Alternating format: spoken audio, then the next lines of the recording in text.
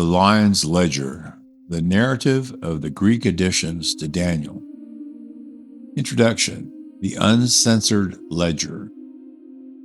Think about walking through the echoing limestone corridors of the imperial palace of Babylon. We all know the classic stories of Daniel deciphering dreams and surviving the lion's den, but hidden away in ancient Greek manuscripts are three uncensored accounts that the standard history books left out. These are the additions to Daniel, three distinct high-fidelity narratives that showcase the ultimate triumph of human intellect and spiritual focus over corrupt systems. They take us from the roaring flames of an execution furnace to a locked temple chamber where a massive political fraud is being committed, and finally down into a dark, suffocating pit of predators where a single man must hold his ground. Part 1. The Song of the Three Holy Children.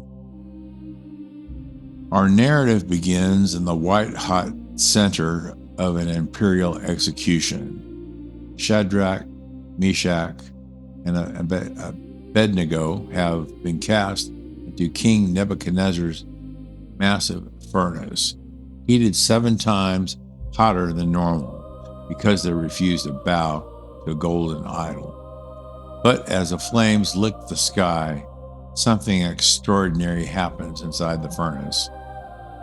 Azarah steps forward into the fire and opens his mouth in a passionate prayer of absolute alignment. Suddenly, the archangel Michael descends into the furnace. With a sweep of his wings, he drives the fiery flame out of the oven, making the middle of the furnace feel like a cool, whistling wind, moist with dew.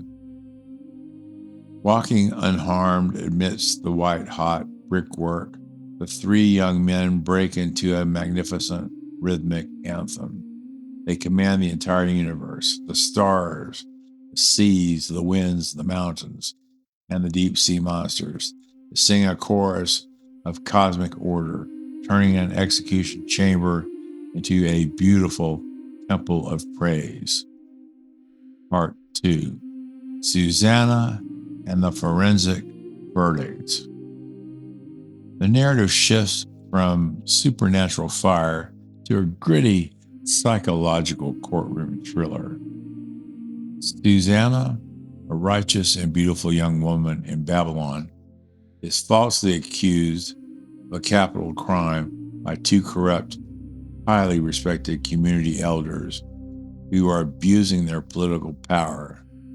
Faced with their fabricated testimony, the court sentences Susanna to death.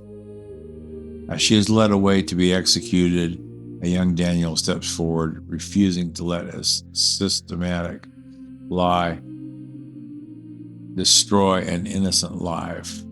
Daniel halts the execution and demands a separate examination, marking the world's first recorded instance of cross-examination and forensic separation. Daniel locks the 2 elders in separate rooms and asks them a single razor-sharp trick question. Under what specific tree did you witness this crime take place? The first elder answers, under a mastic tree. The second elder, completely isolated, answers, under an evergreen oak. The trap snaps shut. The blatant contradiction exposes their perjury to the entire assembly.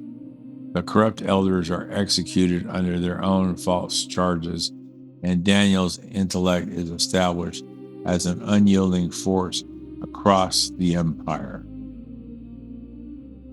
Part 3.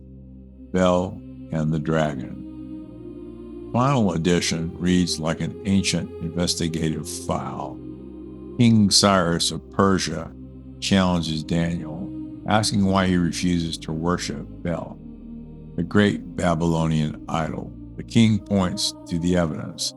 Every single night, the massive bronze statue consumes 12 bushels of fine flour, 40 sheep, and 6 vessels of wine. Daniel smiles at the king's simplicity and asks for a high stakes test. That evening, the royal priest placed the food inside the locked temple, and the king seals the heavy doors with his own signet ring. But before leaving, Daniel secretly instructs his servants to scatter a thin layer of fine wood ash across the entire temple floor. The next morning, the seals are unbroken, the doors are opened, and the food is completely gone. The king shouts in praise, but Daniel points to the floor. Scattered across the ash are the clear, unmistakable footprints of men, women, and children. Daniel exposes a hidden trapdoor beneath the altar, used by the priests and their families to steal the sacrifices every night. The temple is demolished. Immediately after, Daniel confronts a second threat, a massive living mythological dragon worshipped by the Babylonians. Daniel refuses to use weapons. He bakes a specialized mixture of pitch, fat, and hair into heavy lumps and feeds them to the beast. The dragon swallows the mixture and bursts asunder from the inside, proving that even the most terrifying physical monsters are completely vulnerable to a mind armed with natural chemistry and strategic patience. Epilogue, the Trapdoor principle. Let's strip away the ancient Babylonian imagery and look at the raw mechanics of these stories. They all point to a single powerful concept, the Trapdoor principle. In our modern careers and daily environments, we are constantly confronted by things that look massive, intimidating, and completely permanent. We face institutional systems that seem as unyielding as a fiery furnace, corporate scams that look as solid as the bronze statue of Bel, or professional threats that roar like a living dragon. It is incredibly easy to feel small, gaslit, or completely outmatched. Daniel's narrative challenges you to change your cognitive stance from a victim into a forensic investigator. The things that intimidate you are rarely as solid as they appear. The corrupt system usually has a hidden trapdoor of internal hypocrisy. The overwhelming problem has a logical contradiction waiting to be exposed under separate examination. And the terrifying beast can be neutralized through a basic understanding of its chemistry.